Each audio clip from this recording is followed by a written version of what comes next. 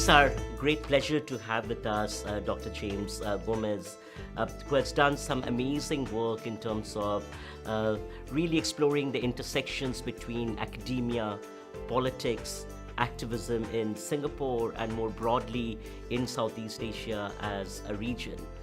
Dr. Gomez right now is Chair, Board of Directors of Asia Center, which is a not-for-profit organization that seeks to create human rights impact across Southeast Asia.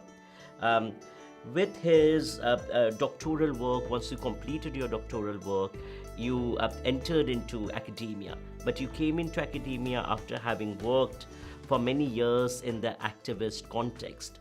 But what really is interesting, James, about sort of your trajectory is how then you went, sort of moved back into the political space and moved through it, sort of within the context of the Workers' Party and the Singapore Democratic Party, or the SDP.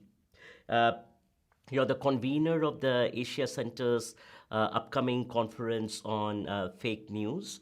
But this conference is just one example of the many interventions that we have created across sort of your career span, producing think pieces and concept pieces that help us grapple with Southeast Asia and the politics of Southeast Asia.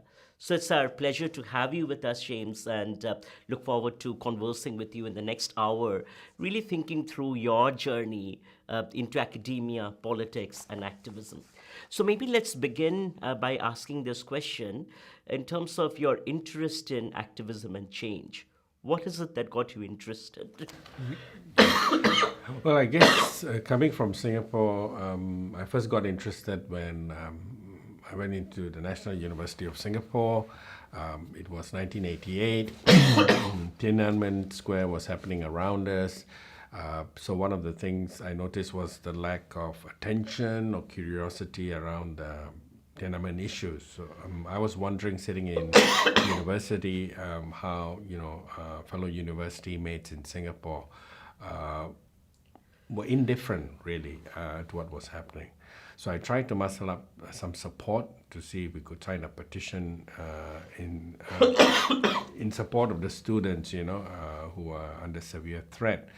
But I had a hard time, rustling support because most people were afraid, and this was in almost 30 years ago.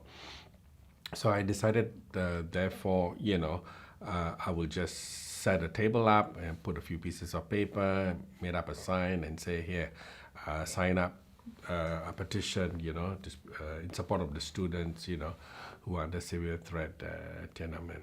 And to my surprise, a whole line of people actually queued up to sign up. So it was then I realized that, within the Singapore landscape, and being at the university, which was a microcosm of Singapore society, that something was not quite right. And I wanted to understand what is it that, kept people away from active citizenry, and participation. So from then on, my next few years at the university was, getting involved in student clubs, with the student unions. I organized a range of talks that included, inviting opposition politicians to the university. At that time, the biggest gatekeeper was the student liaison officer or office, which I had to negotiate because every talk that I organized and person I invited outside of the university required pre-clearance from the university liaison office. Any publications that we put out also needed to be vetted. One incident was around the interview conducted with the former long-time detainee, Dr. Cha Thai Po, who at that time in '88 was interned at the island of Sentosa.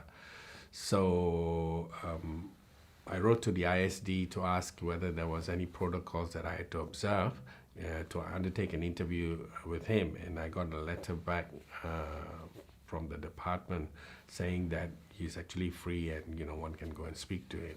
So me and another student went to speak to him, and we got hold of the interview. We published it, but still that had to go through the university liaison office for vetting. So this was kind of life at the university. My biggest kind of end of university experience was when I wrote my honors year dissertation on the Asian values, and I had two diverging marks, one first class and one third class, and eventually the dissertation had to go abroad to Australia actually for adjudication, but by the time, I had decided that, I will proceed with my postgrad studies, and then went on to the UK, yeah. So that was my early days, yeah. Lovely. So, I mean, just in this snippet, you have offered so much insight about different facets of Singapore. Let's first go to the National University of Singapore context. So, when you started thinking of Tiananmen and put up the table, at that point, were you aware of the history of student activism in universities in Singapore, and particularly at NUS, and the state's response to that activism? I, I was just a kid, I wasn't really aware of. I did do some reading and understood that, figures like Cha Tai Po, there was that, urban myth or legend about one should not get involved in political stuff, and most of the political institutions were depoliticized, and the student body was very, very decentralized. Especially when you talk about the students' union, it was a decentralized way of elections. So it really disempowered you. You couldn't mobilize students for action. That was one dimension, but you also had situations where the local university lecturers, not all of them, but some of them actively would discourage you from participating. And I had, a couple of meetings really where I was asked to concentrate on my studies and not be involved in, all the student activities because it will not do me any good in the long run. But the fact that, you are actually called in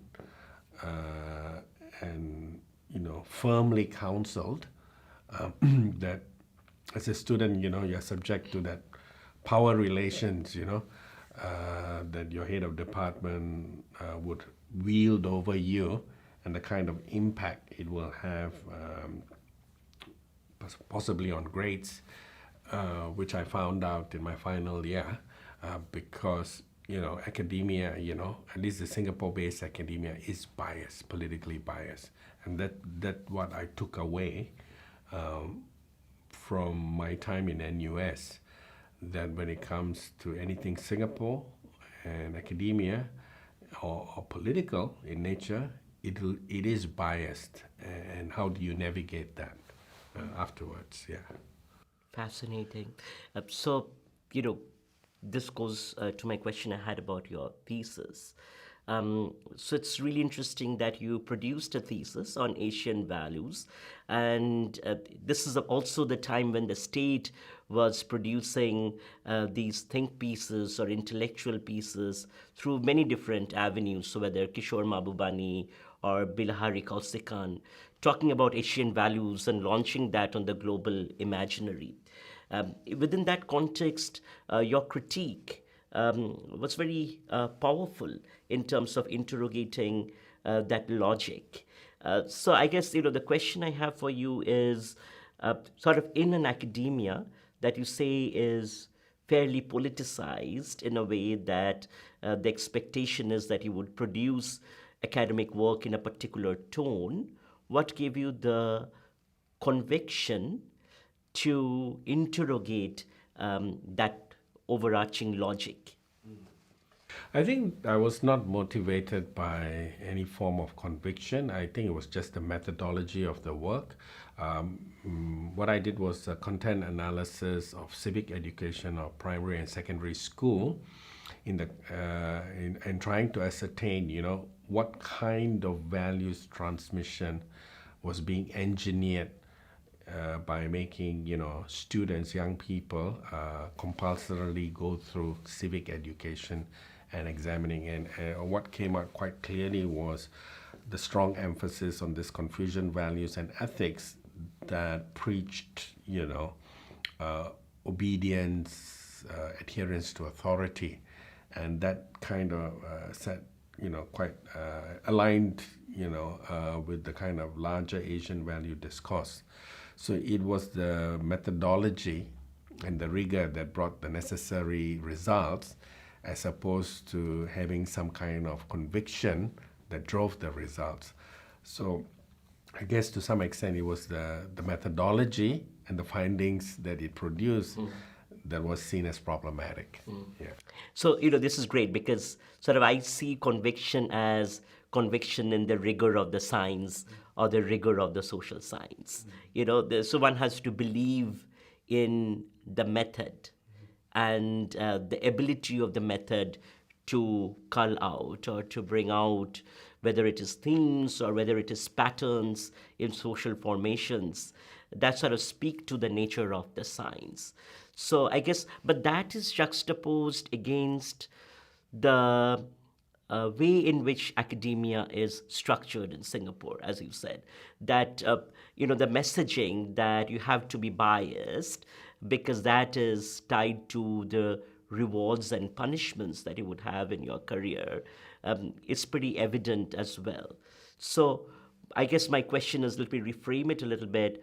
What sort of gave you the momentum to stick to your methodology and to stay close to it vis-a-vis sort of giving into the implicit pressure that you have to sort of frame whatever your findings are in a particular way for those to be palatable? I think if you engage with the academia, especially in terms of social sciences within the Singapore context and within the Singapore platform and institution, I think you only understand the problem once your methodology reveals the results. So in this case, it is the findings that are problematic, right? So once the findings are problematic, then the researcher is then positioned as someone who is, veering into the political, when that may not be the set out intention. The intention is essentially is to investigate an area, perhaps an interesting area, that may have, some political, they can create some political understanding.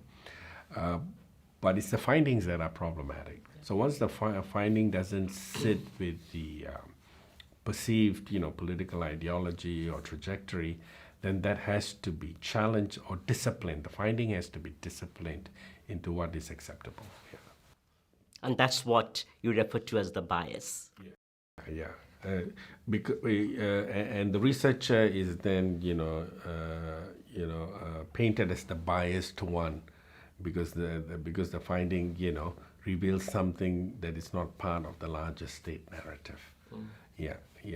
So because all findings, need to feed into the state narrative, and if there's an anomaly in the finding, then it has naturally, it's either biased, or then the methodology, is found to be guilty of, coming up with a rogue finding.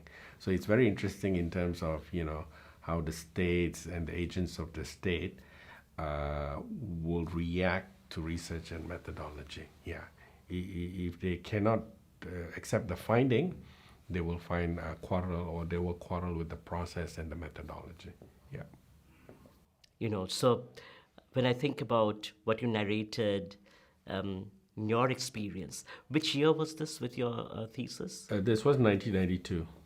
Okay. Yeah. So When I think about my experience in 2016, 17, so that is um, 2 decades uh, plus, but the theme seems to be the same, which is sort of, once you come up with your findings, which don't fit with particular ideologies, the dominant ideologies, that's when the research comes into question in variety of ways.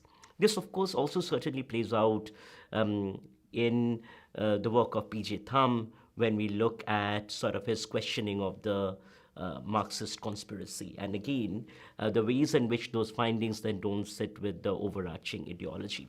So let me connect this to the question of academia. And again, how I read conviction is in terms of, as an academic, what do you do with those findings?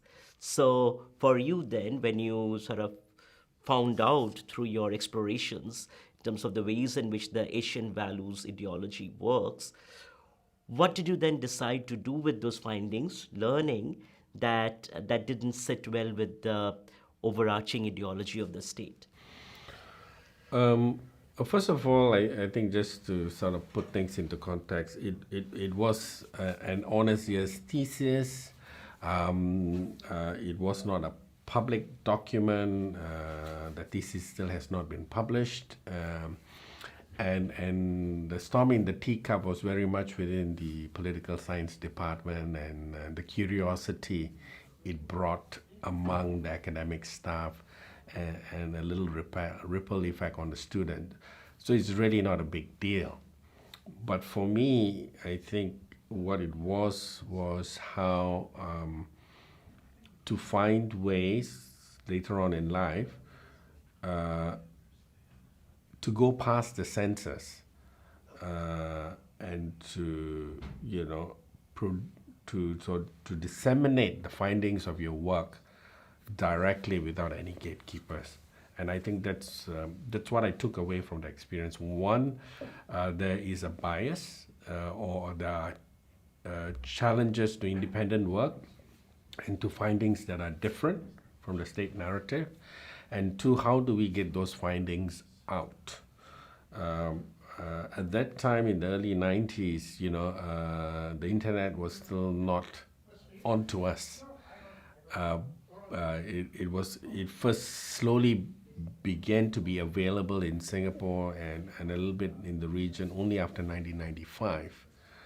And of course, this then leads me to my next stage, which is really, so after university in 1992, I went on to the UK and studied human rights at University of Essex.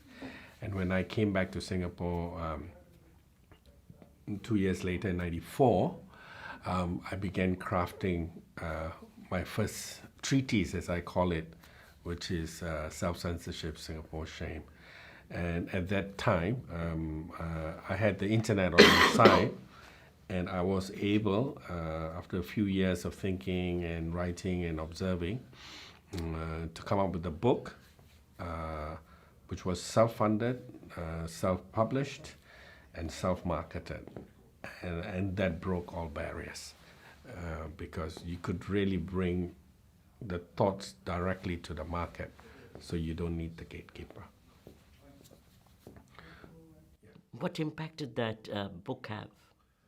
Well, I think that really kind of put me on the map as far as Singapore political landscape was concerned, because there was no filters at all. Any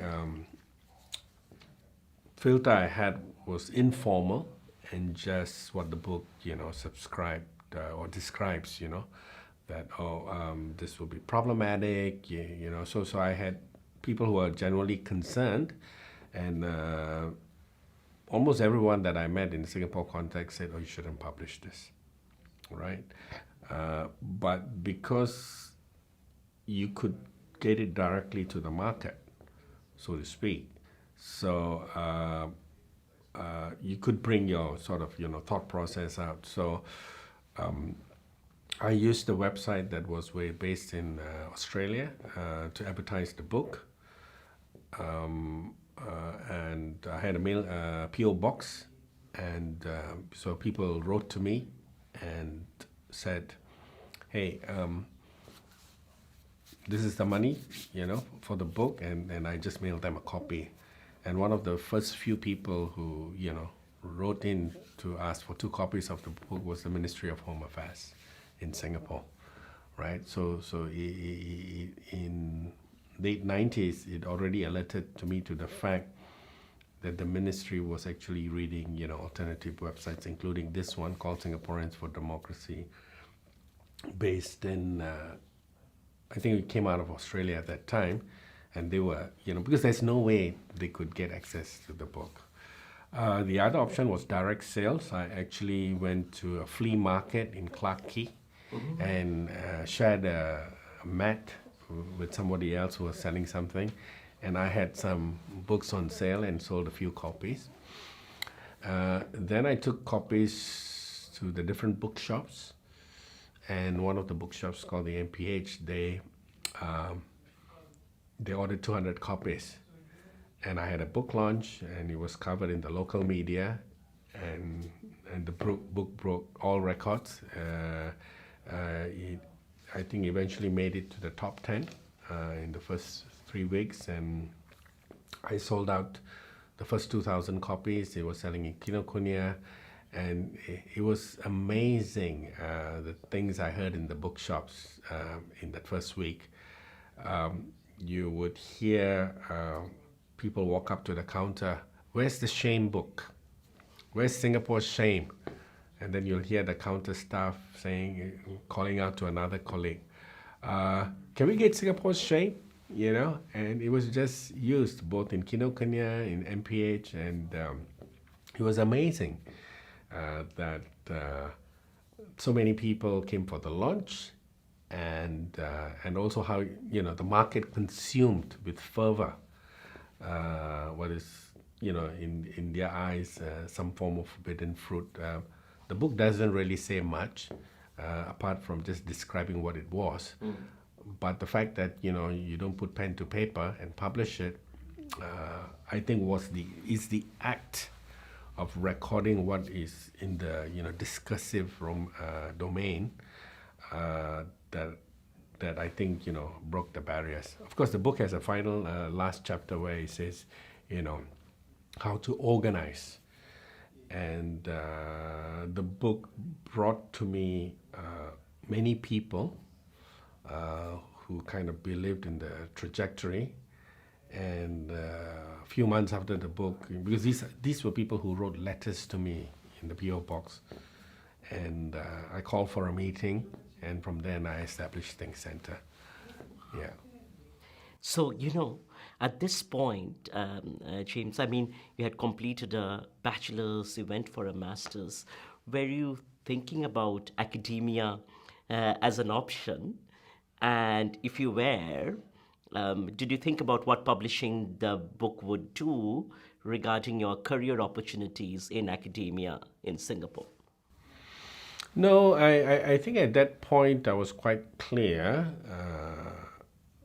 that the Singapore institutions is what it is. It's if those of us who read philosophy or different literatures, one of the book I think that explains Singapore quite well is Luis Althusser's ISA, the instrumental state apparatus, which is the reproduction of the ideology, and it was clear that if you had a different approach, the system would not want you in, because the whole system is about a gatekeeper, right?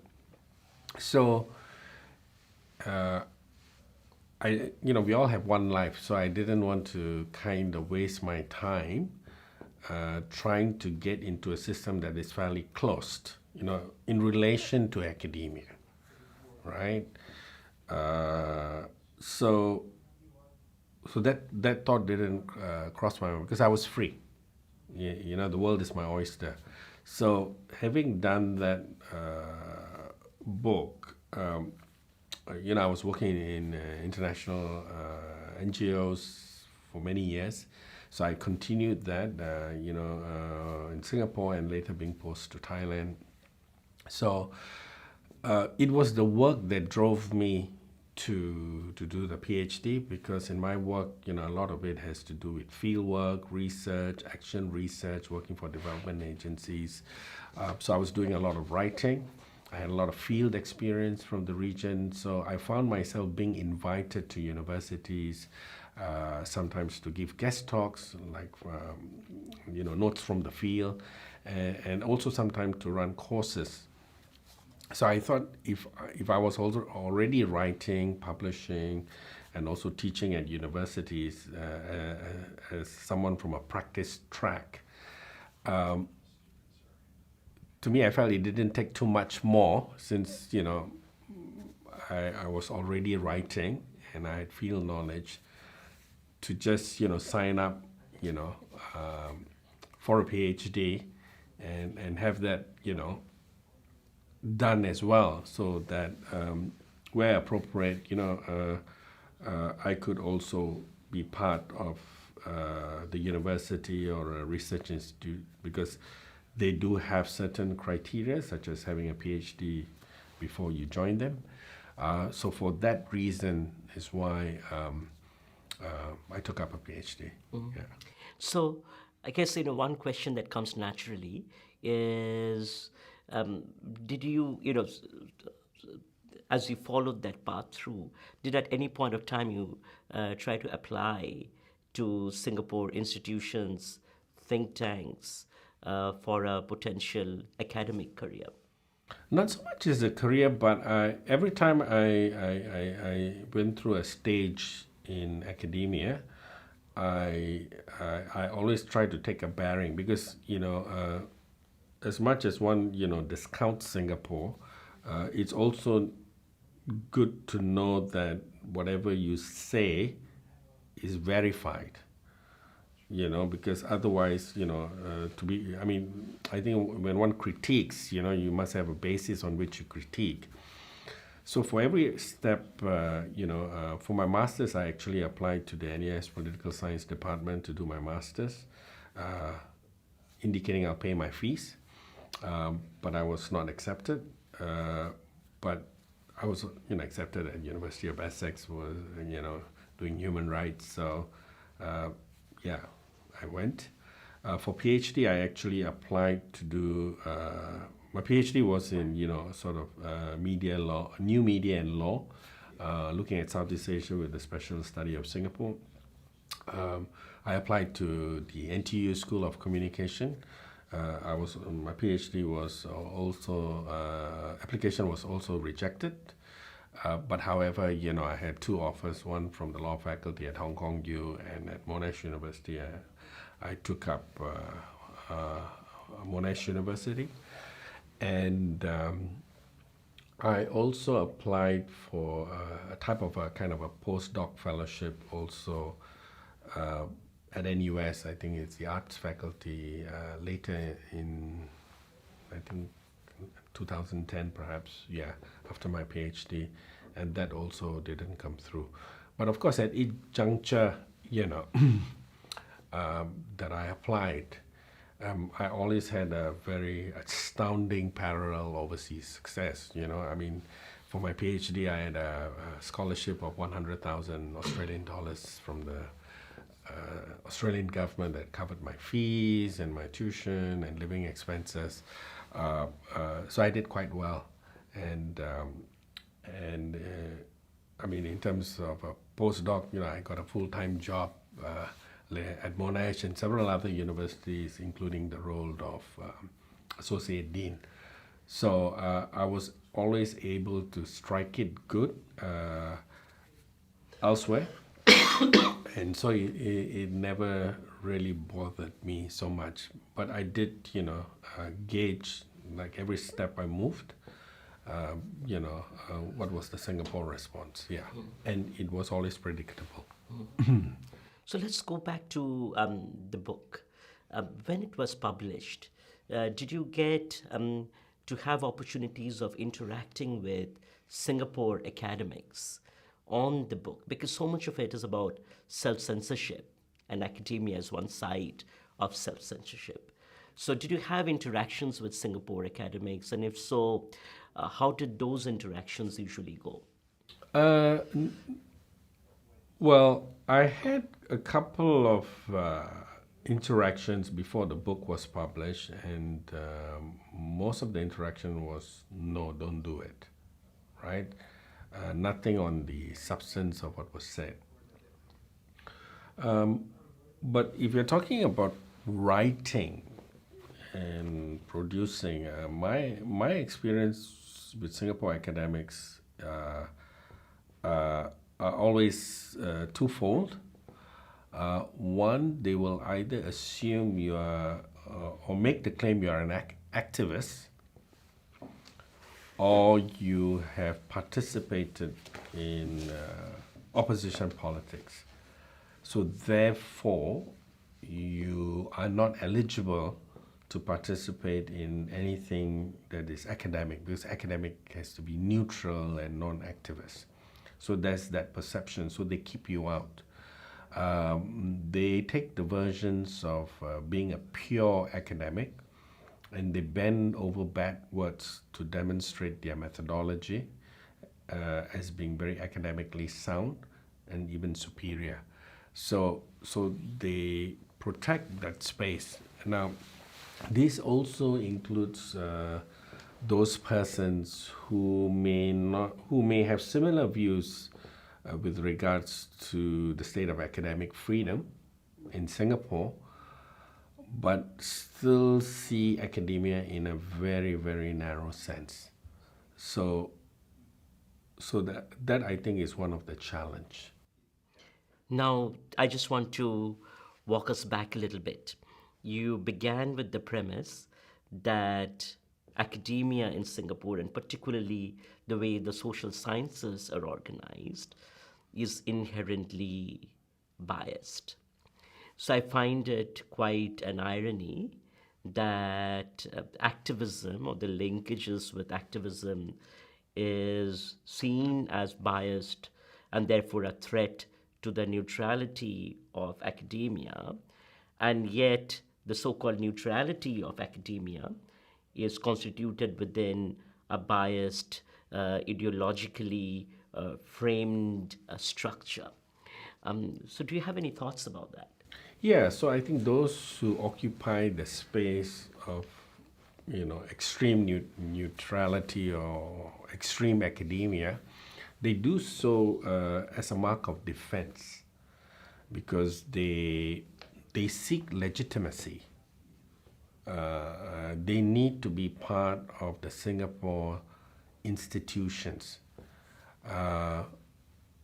And even in spite of their neutrality, their methodology produces results that are in contradiction or an antithesis to the state narrative. So these academics can't help themselves, because the methodology has led them to that finding. So no matter how much academia vina they throw on themselves or their work, it is the finding that still ostracizes them. And many times they find themselves pushed out from these institutions.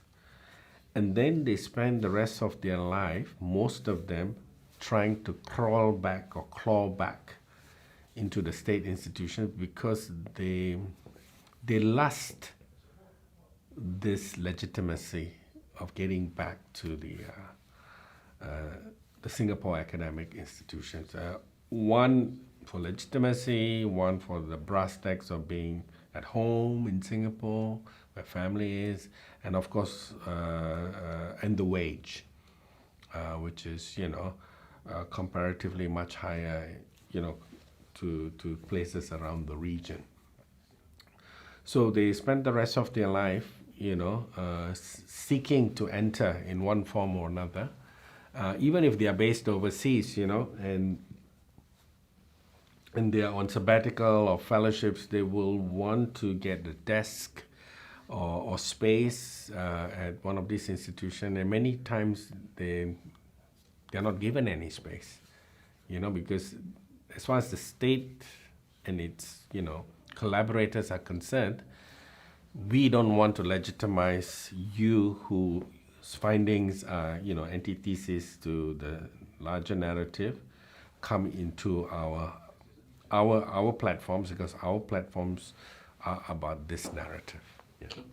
So I'm going to push this a little bit more because from this it seems like the very notion that activism um, threatens or reduces somehow or minimizes academic rigor um, is actually a false justification in many ways, because what I hear you saying is that the veneer of neutrality is just that, to keep intact a state ideology through the production of the social sciences. It's an indirect, I mean, they keep this veneer of academia so that they can legitimize themselves as being truly, impartial, independent, and purely academic. So whatever their findings, which may be anti-state, should be accepted because it comes from that neutral platform. So anyone who's seen as an activist who may wear their issue on their sleeve uh, is not welcome, because that methodology, that neutral methodology, is affected. But I think the state is more about the narrative, because even if it's a quack methodology that comes up with its findings that suits its narrative, it will absorb it, right? So that's the reading. So, but in a similar way, I think when we talk about academia, we also should also speak to civil society, because civil society to some extent is not very different from academia, because they also use the placard of neutrality.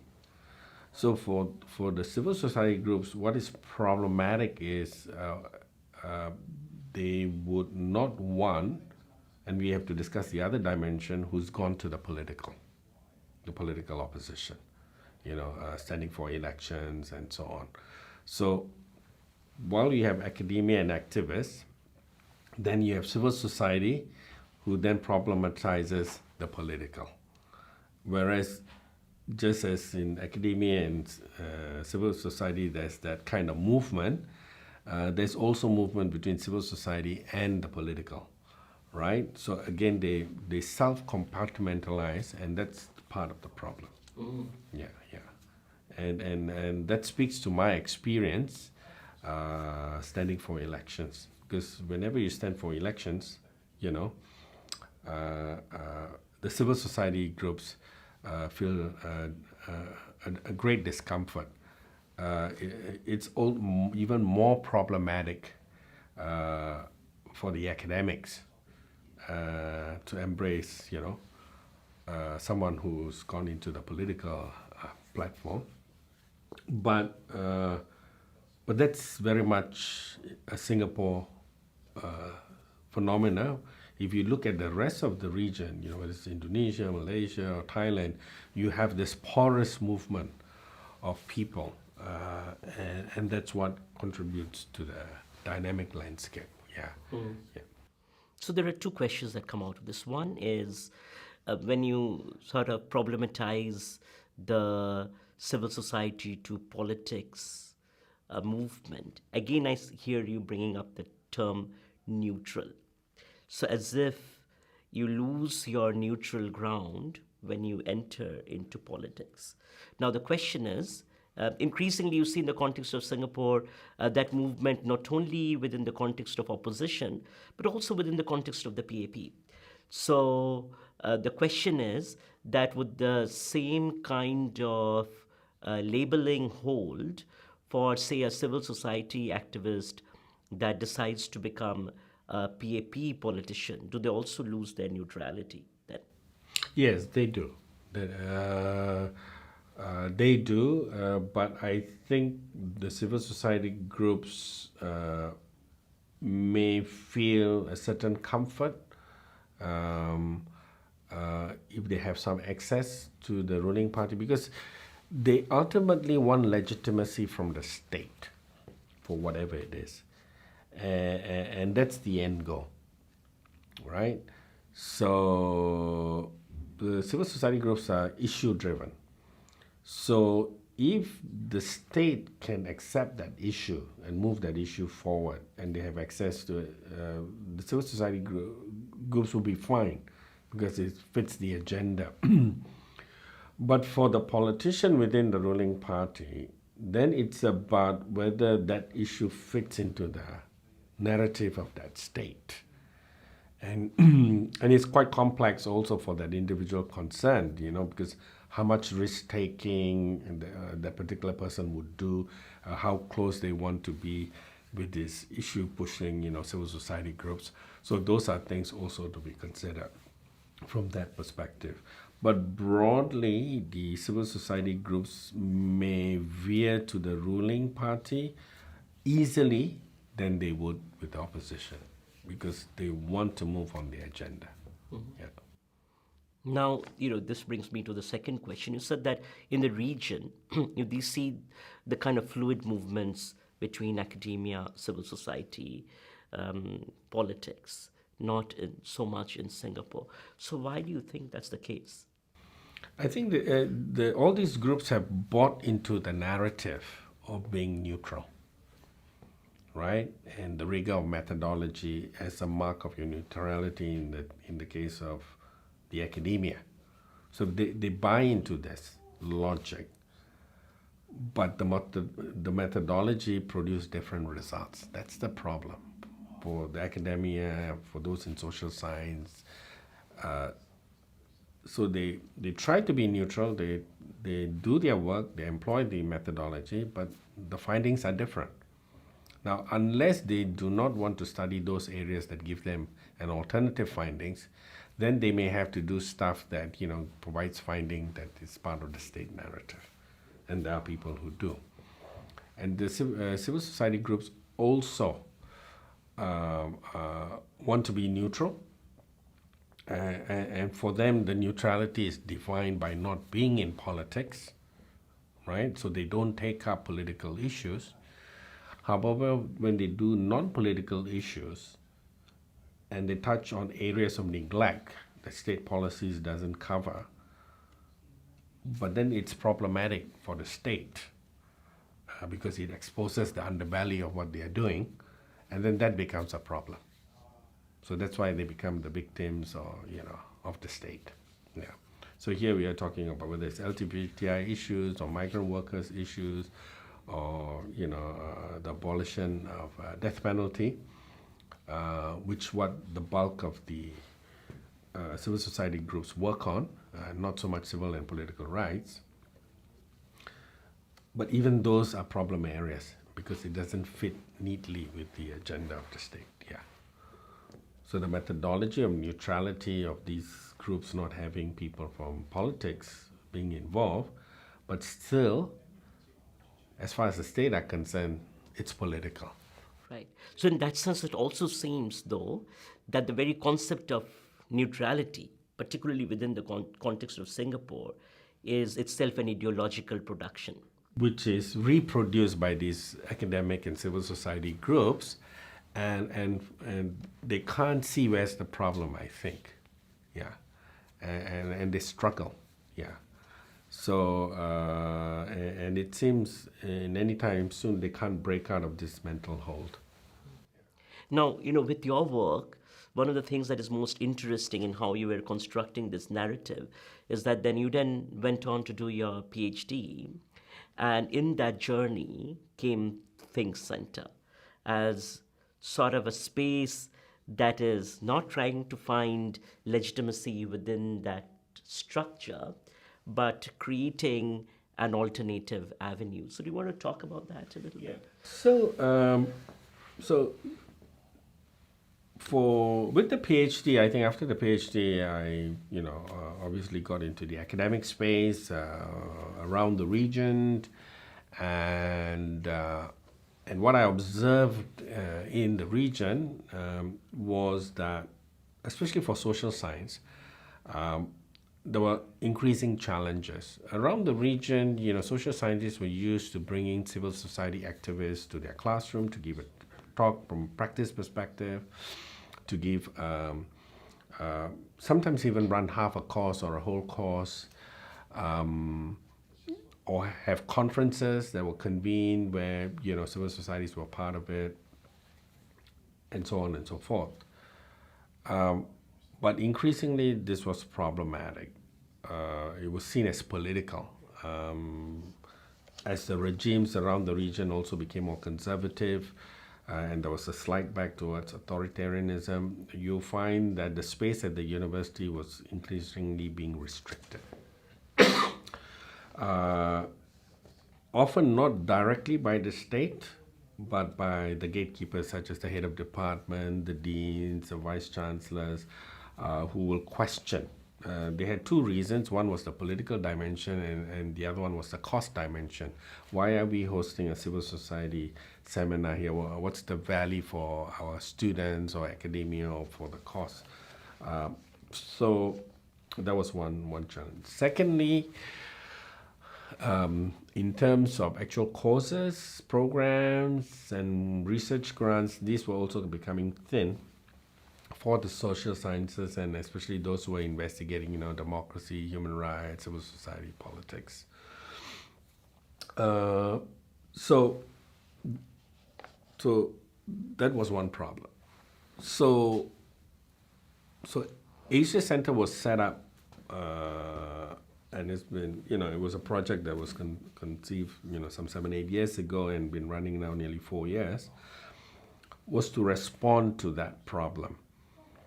To say, hey, why do we really need the university? It's only for legitimacy. Some claim for branding, and I'm a believer of building brands. And I said, no, all we need is a space, because what do? We convene people, we have an exchange of views, and we produce knowledge. So I don't think we needed the university. Then it comes to the secondary question. Now, how do you make it sustainable? Right? So if you look at civil society have largely been dependent in many cases to granting, re-granting, fundraising methodology. So, but some of this is running dry. So we decided to take a social enterprise approach where, we run a prudent,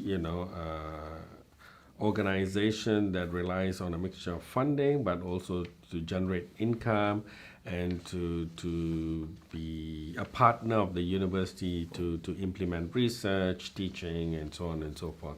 So this is the model we have been experimenting. And in the last 4 years, we've been getting some traction around the region. And I'm hoping that this may be a pathway in the short to medium term. So I want to sort of again, rewind a little bit and talk about Think Center.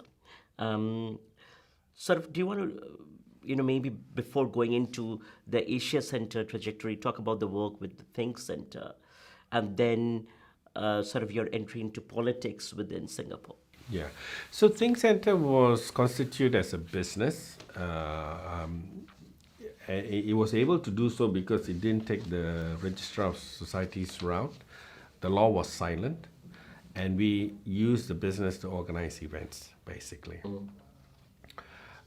It went on to a new law around public meetings, and also the Political Donation Act, which says that any entity, regardless whether it's a business, if its work is deemed to be political, then it will be gazetted as a political association, and it will be subject to funding restrictions, where you can't get foreign funding and so on. So when Think Center was eventually gazetted, what it meant was it was no different from a political party in terms of all the limitations and so on. So it was then I thought, well, if that's the case, then joining a political party and standing for election is a no-brainer, because the state has brought you into the political, right, by default. Yeah, yeah. So then, you naturally push me into that realm, and I accept. Yeah. So I think that's been the Singapore trajectory, right? So the state actually wants to politicize all the spaces that is not producing, knowledge or results that is part of the state narrative. So it politicizes those spaces and calls it bias, and then it suppresses you or contests you, or says it's illegitimate or is a threat to the state. It victimizes you, right? And then it tries to delegitimize you in the eyes of the public.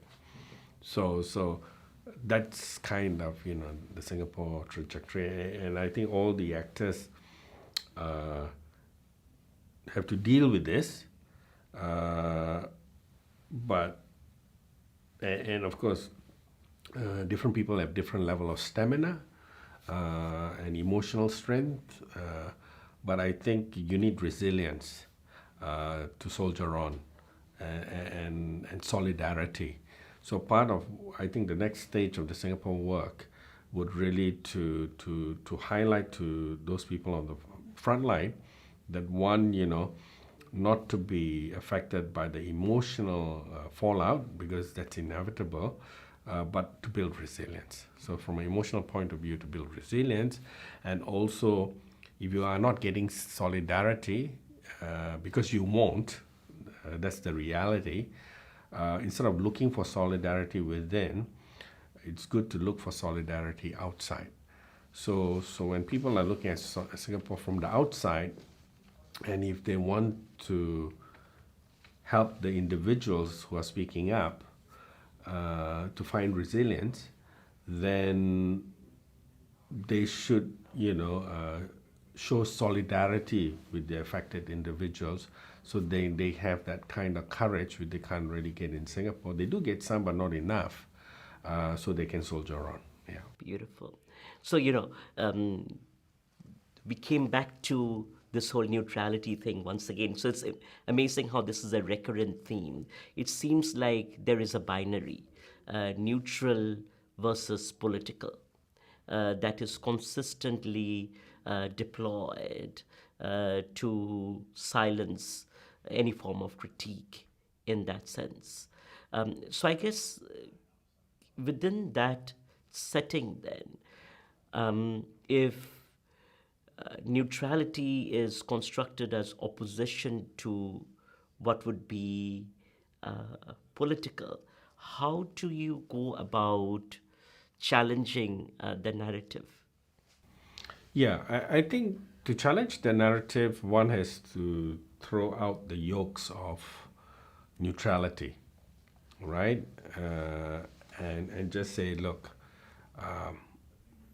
we share a different set of values, and that's what it is. And we've got to work, campaign, build solidarity, get people behind it. It's a different policy position. It's not about being neutral. And I think if you, and to some extent, this neutrality also affects media, right? But the media in Singapore is biased, right? So I think for the academia and civil society, I think those actors, who participate in extreme neutrality, and if in being in that space, and their work is showing something else that is antithesis to the state narrative, I think you got to embrace that finding and take that finding and walk it through as a policy recommendation, because ultimately that's the value. But if you are unable to do so, and then I think that work is not effective because the findings must mean something, right? I mean, you need to change it to policy action, and if you don't want to walk it through, then you need to partner with those people who will walk through the findings, and that means connecting to civil society, connecting to political parties, right? Because they are the one who will bring it forward. So I think that's the connectivity that's needed, and without that connectivity and realization, it won't work. Yeah. So It also seems that the whole concept of neutrality is defined by the state. So, what is, if you ask the question, what is the operational definition of what makes something neutral? That operational definition is held in the hands of the state. yeah, it's basically neutral according to whom, non-partisan in relation to whom, right? So that's what they have to figure out, and I think these both the academia and civil society groups who partake in this can't help themselves because they are products of the socialization. They can't zoom out to see otherwise. Yeah, yeah. Let's now talk a little bit about your entry into politics. So, the Think Center experience offers the backdrop to your entry into politics within the context of the Workers' Party and then the SDP. So do you want to talk about that experience a little bit? It's a different experience because it's in the raw. For I mean, the experience, whether it's the Workers' Party or SDP, is the same. Is you meet the public. You meet the public, a very aggrieved public, and they want their voices to be heard. And it's electric experience, and I think one needs to touch the people, including shaking hands and being able to speak or converse in multiple languages, because it is a downtrodden in Singapore that really need the support. Yeah, you'll find generally, the upper middle class, they don't really engage so much. They engage in this intellectual, like, what can you do for me? What's your policy position? But to a large extent, politics is also emotional. So you can rationalize it to a point, but then you got to make the leap of faith. So that was like the human experience. There's also political party intrigues. Every organization has that jostling for position. I was seen as a minority candidate, which I never subscribed to. I always say, I'm James Gomez. I'm nobody's minority candidate, and I've never stood as a minority candidate. Yeah, so I always carry my own as far as my position in Singapore politics is concerned, and I don't allow the opposition parties that I'm part of, and also the electorate to define me as a minority candidate in relation to the PAP speak. Yeah. Now, one of the things in that election process, of course, you had to go through the experience of being interrogated by the police and sort of having to navigate that. So, how was that experience like? Yeah, this largely is centered around the 2006 election and the quarrels over the minority form. I mean, my position is I think nobody should be filling out any minority form. And in my case, I was not a minority candidate in any case. There were secret recordings that were not publicly informed. So I think in terms of processes, this was not transparent. You'll find in many places, in many countries, they will tell you surveillance cameras are working or in operation, or you're being recorded for training purposes, not at the election department. Part of the problem is it's only in the last few elections that people actually got to know more about the elections department. It's under the Prime Minister's office, it's not independent. After every elections, including the incident, they now have signs about that they have surveillance camera, and they also have rooms in which candidates can privately process their application forms and not in the glare of the media, as it was in my case, to report or misreport incidences. After all, the full videotape of that incident was not played and only snippets of it. Uh, my participation in public life from the time of Think Center was always that I will be sitting in jail. So, so from day one, I try to work out in my mind, where will this land up, and where will I end up with this?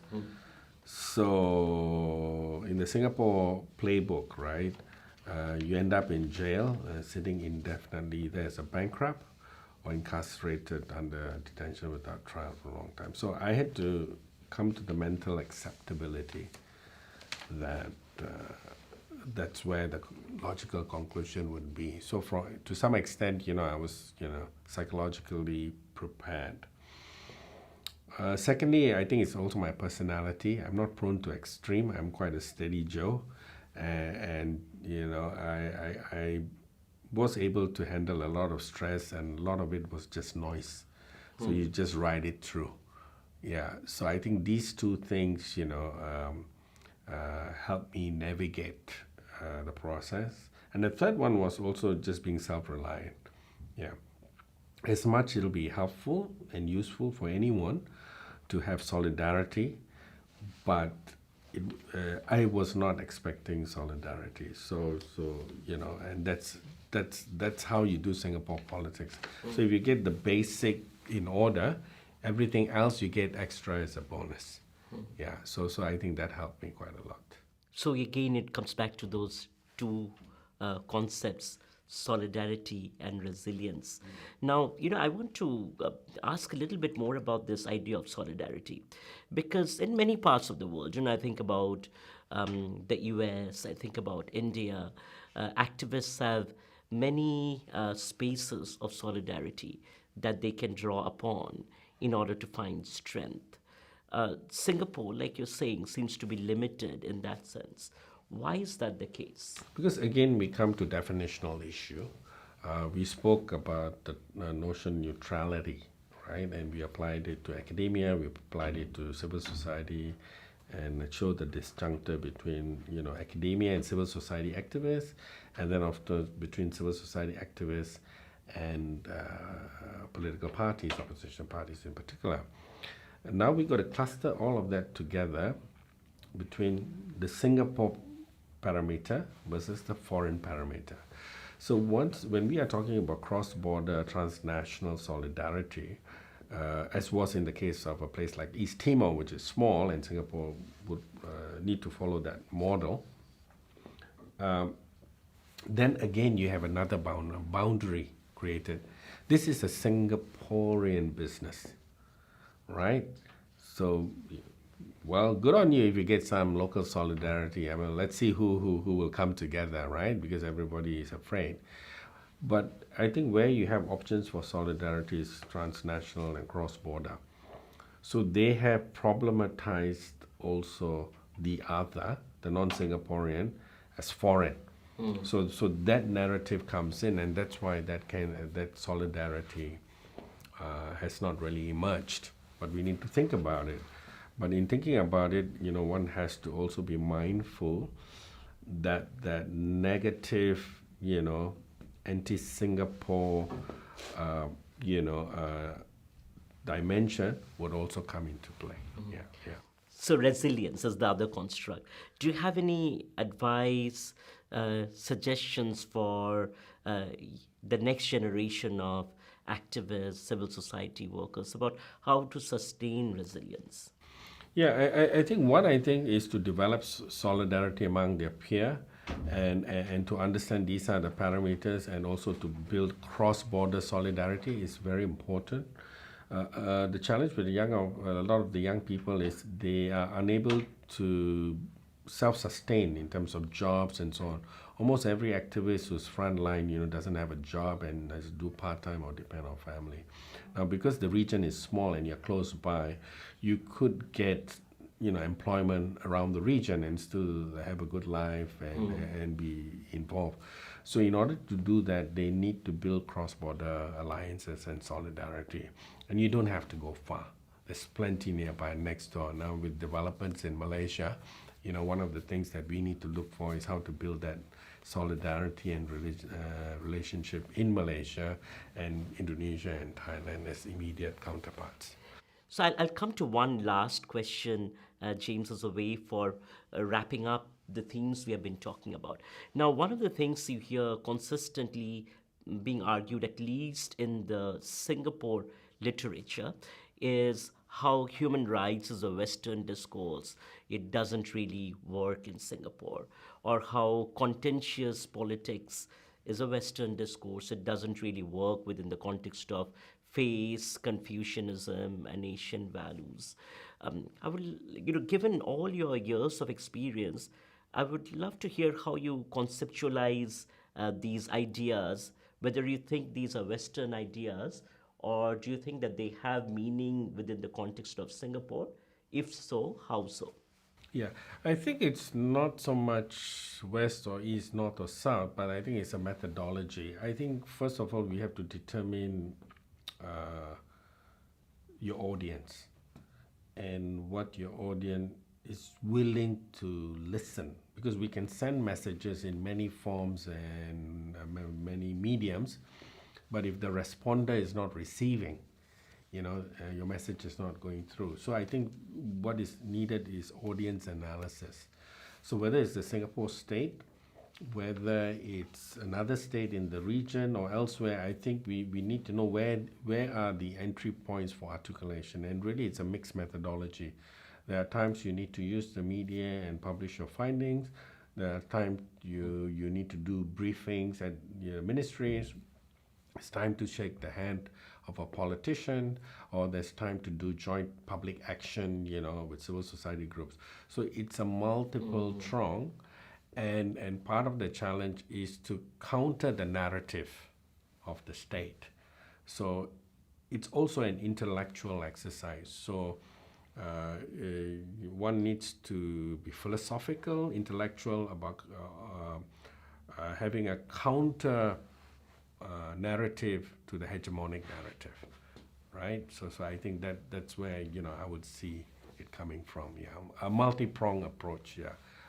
Based on how you get your audience to listen. Yeah. Thank you, James, for spending this 1 week with us and sharing so much of your insights. And CARE is looking forward to working with you and Asia Center.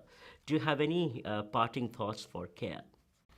No, as we have had discussions, I think what I like about the work of the CARE, which we certainly want to take on board, is we use the term, participatory approach, but I think you really go a step further and you include the community, you take directions from the community, and I think that's very powerful. And that's something that we want to kind of incorporate in our work and learn from. But what we can bring to the table is, walking the findings, so to speak, and having the findings, put forward to the audience in a variety of mediums and approaches. So I think I see a very complementary approach, and that's what I'm hoping, the duet will realize. Yeah. Thank you.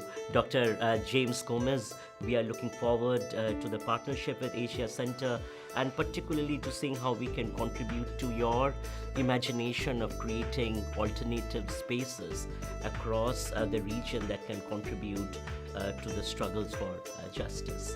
Thank you.